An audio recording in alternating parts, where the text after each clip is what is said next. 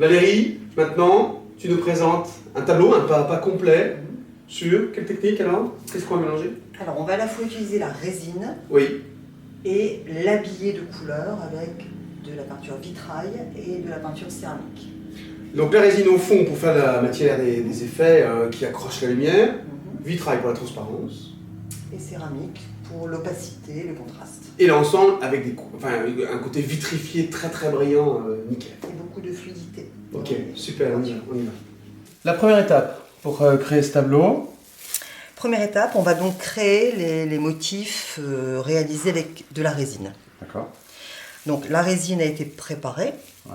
Et je vais juste l'appliquer, donc créer des formes aléatoires à l'aide de ma petite spatule de bois. Je pourrais utiliser un petit couteau, mais là je vais utiliser juste, voilà. Donc je vais faire des déliés avec. On dirait vraiment du miel, que tu appliques du miel. Ça, ouais. Alors plus ou moins épais. Ok, à la spatule. Donc, à la spatule. C'est vraiment du dripping, hein. On dirait du Pollock, quoi. Voilà, complètement. Voilà. Je vais faire un petit dernier. D'accord. Pas de difficulté technique. Voilà. Donc je vais utiliser 3-4 couleurs en fait de peinture vitrail. Un peu de céramique pour jouer le contraste. Okay. Des pinceaux très doux, en poil très doux, des pinceaux polyamide très doux. Un couteau également. Et je vais nettoyer tout ça donc avec de l'essence inodore de préférence. On rappelle, Valérie, le vitrail pour la transparence. Et la peinture céramique pour l'opacité et le contraste. Et le côté vitrifié et contrasté. Voilà. Ok. On y va? Ça marche. Ouais. Alors je vais commencer par du vitrail jaune que je vais appliquer donc d'abord sur la résine en couche relativement épaisse, en petites flaques en fait, pour garder l'aspect vitrifié. D'accord, sinon ça fait trop jus en fait, c'est ça? Sinon, si je l'étale trop comme ceci, je vais faire un film qui n'est pas très intéressant puisqu'il va être beaucoup trop fin et je n'aurai pas cet effet de verre en fait, une fois sec. Vitrifié en fait, c'est vraiment ce mot-là. Hein. Bah, vitrail en fait, oui, comme le nom l'indique, ça donne vraiment l'effet d'un faux vitrail. Donc là, je vais mélanger avec une autre couleur pour créer un petit peu de nuance. Alors là, je vais verser directement, ça m'évite aussi de nettoyer. D'accord. Je suis un petit peu flemmarde, donc ça me permet de... Donc je vais étirer un petit peu les deux couleurs, les fondre l'une avec les autres. Et pour ça, je vais m'aider de médium éclaircissant. Donc le médium éclaircissant va permettre de... On va le voir tout de suite, si je verse quelques gouttes à l'intérieur. Ah ouais, direct. Voilà. Bah, je le verse, comme ça permet de... Bon, c'est compatible, de toute façon, toutes ces peintures sont compatibles. Elles sont toutes compatibles entre elles. Alors le médium éclaircissant, voilà, ça fait des espèces voilà, ça crée des effets en fait dans la couleur. Et ça permet vraiment de fluidifier cette couleur, la laisser glisser sur la résine, sans perdre les propriétés justement de cette peinture. Donc déjà ici, j'ai des espèces de dilutions qui se créent et qui sont déjà en soi intéressantes. Tu es déjà au pinceau éventail? Là, tu es passé au pinceau éventail? Oui, pour dire quand j'ai des grandes surfaces, je peux me permettre en fait d'utiliser un pinceau éventail qui permet de mieux faire circuler la couleur. Okay. Et plus la surface est grande, plus il est intéressant en fait d'avoir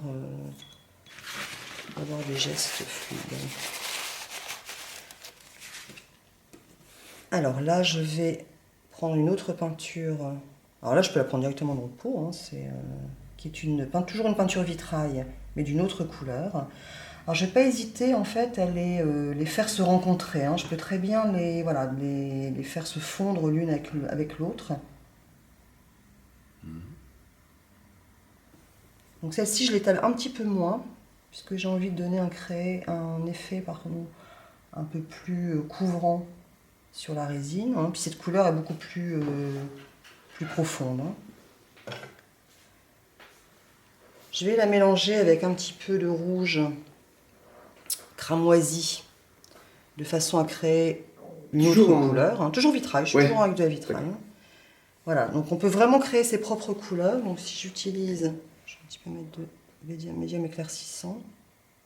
En fait, on joue vraiment avec les composants, les fluidités. Voilà. Lorsque j'étire un peu le médium éclaircissant, je vais retrouver un petit peu de transparence. Donc toujours en caressant bien cette surface. Et en exploitant la résine qu'on a posée Complètement. Oui, parce que l'idée, c'est quand même de garder les traces, en fait, les reliefs créés par la résine. Ah ouais. D'accord.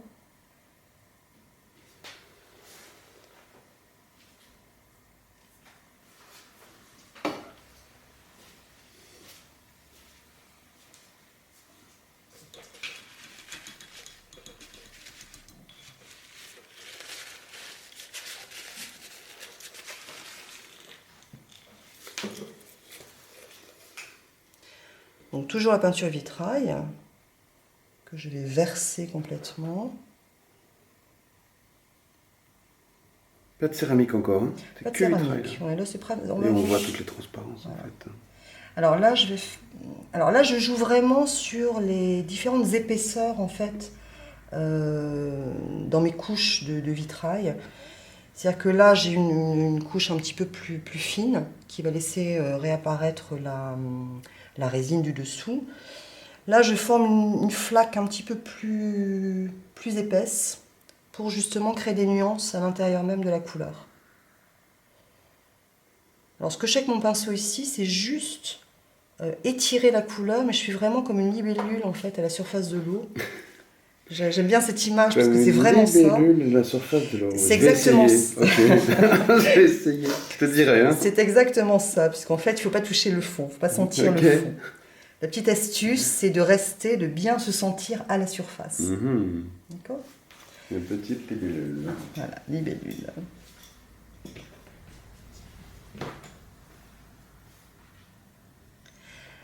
Donc ici, voilà, la peinture est tellement fluide qu'elle crée vraiment des... Voilà, il y a des dilutions qui se créent. On dirait de l'eau, on se croirait à la surface de... C'est dingue. Hein. On se sent une libellule à la Oui, surface. d'accord. C'est parti. Alors, je vais...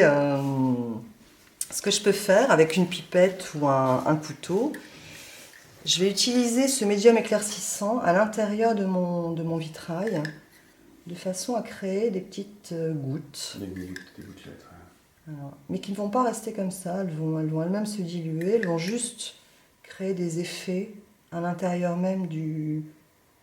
On va créer des transparences dans la transparence en fait. D'accord. Alors, on peut même un petit peu voilà, hein, un peu les casser un peu de façon à...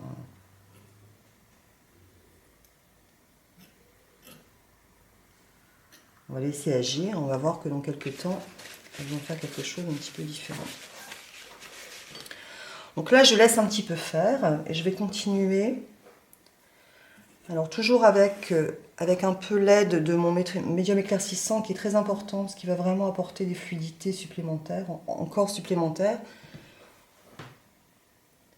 Je vais venir voilà, réétirer la couleur pour éviter justement les zones de démarcation puisque c'est quand même des peintures qui vont sécher relativement vite en faible épaisseur, donc je voudrais éviter. D'accord. Elle se transforme encore en séchant. Enfin, les formes que tu as posées, là, elles se transforment. Là, à ce stade-là, ça ne va pas beaucoup évoluer. Ça ne bouge pas beaucoup. Ce qui peut se produire, alors surtout si on est sur une surface qui n'est pas plane, c'est qu'on peut avoir en fait des effets qui vont se créer à notre insu parce que forcément le liquide va circuler. D'accord. Voilà. Mais à ce stade-là, bon, on va rester plus ou moins sur... La peinture va un petit peu se poser, un petit peu s'aplatir, mais pas énormément. Donc là, je reprends mon vitrail bleu, que je vais continuer à travailler. Alors là, je suis toujours dans mon vitrail bleu. Très sombre, très profond. Il est très sombre. Hein. Moi, j'aime le laisser un petit peu. On va un petit peu l'éclaircir, mais juste, voilà. On va juste l'éclaircir. Voilà, là, on voit vraiment l'action du médium éclaircissant.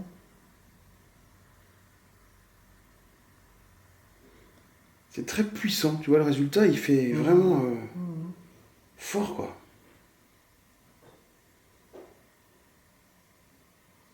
Je vais continuer également ici. Je vais laisser un peu poser. Là, je vais travailler un petit peu au couteau, puisque ces peintures peuvent aussi... on peut très bien... Alors, je vais prendre cette fois-ci une céramique, qui, elle, donc je rappelle, est beaucoup plus compacte, beaucoup plus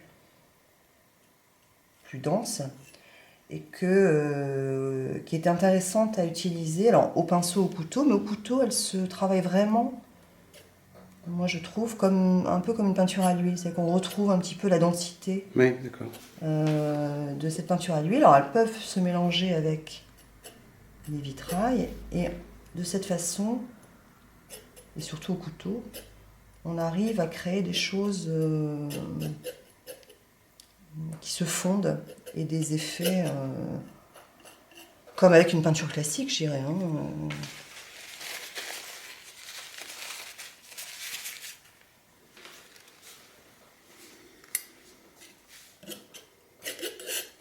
Après, je peux vraiment créer des effets.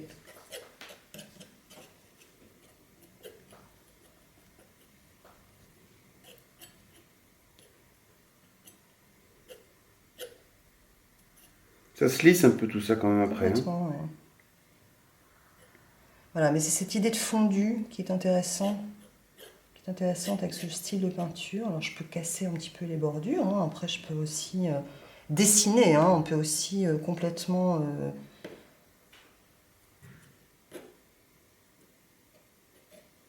Voilà, donc là j'étale en fait ma peinture céramique. Ok. Qui va créer quand même un contraste par rapport à cette transparence et qui va permettre d'équilibrer l'ensemble. D'accord. Alors là, je repars. Je vais terminer donc je verse allègrement. Généreusement, voilà. tout ça. Là, je fais quelque chose un petit peu plus uniforme. D'accord. Ouais, pour aérer un peu l'ensemble, c'est ça? Voilà. Et là, alors ici, voilà, j'étale, je laisse une petite flaque en fait de peinture, mais ici, je vais un petit peu plus étaler. Ce qui va donner des effets un peu au séchage, limite aquarelle en fait, parce que la peinture ici elle est très estompée, ce qui peut être aussi quelque chose d'assez intéressant. Alors je vais mettre la peinture jaune, donc je déborde, ce qui est normal, faut pas hésiter.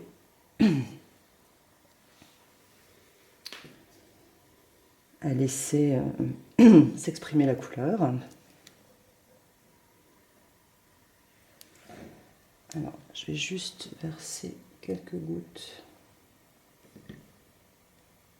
Juste un petit jet de couleur rouge.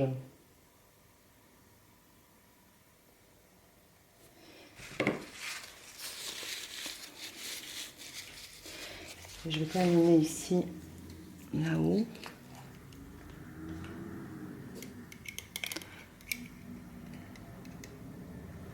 Par un peu de céramique qui va donner une densité en fait.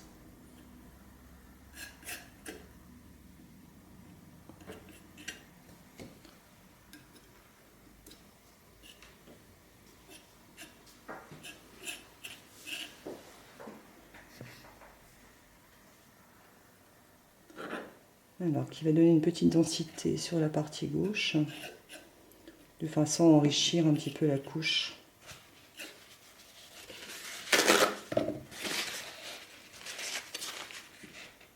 Qui va créer un petit effet dentelé qui est dû en fait à la superposition des peintures vitrail et céramique. Je continue au couteau, je vais lisser un petit peu.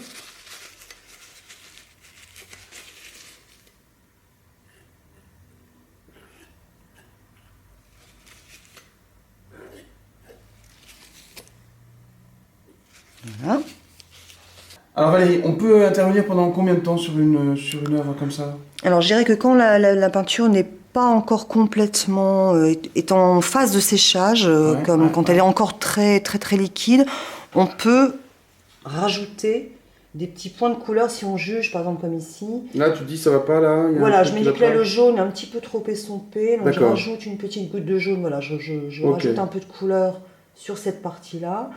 Je peux encore le faire parce qu'en fait les couches sont encore très C'est liquides. frais, hein, très très frais. Voilà. Ouais. Par contre, au bout d'un moment, si la peinture a commencé déjà à sécher, ça va être plus problématique puisqu'on D'accord. verra la transition Ok. et ça donnera un effet. Voilà, donc là, je Ouais. peux vraiment faire ma petite finition, c'est rajouter de la peinture dans les couches préalablement posées. Très bien. Voilà. Valérie, merci et bravo. Magnifique exemple, démonstration du mariage voilà, harmonieux de toutes ces techniques. C'est ton univers. Surtout dans les gestes spontanés. Alors là, on t'a un peu contraint dans un format un peu court, 30-30. C'est vrai, je peux Ouais. une place pour exprimer. Tu peux t'exprimer sur des grands formats. Vous pouvez aussi, bien sûr, appliquer ces techniques sur des grands formats. Tout à fait. Pour des raisons techniques et pour d'harmonie sur l'ensemble de la chaîne, on essaye de Et pour contraindre. démarrer. Et pour démarrer, pour vous aussi, hein, vous vous retrouvez dans un immense format comme ça. Il vaut mieux démarrer sur un 30-30. Merci.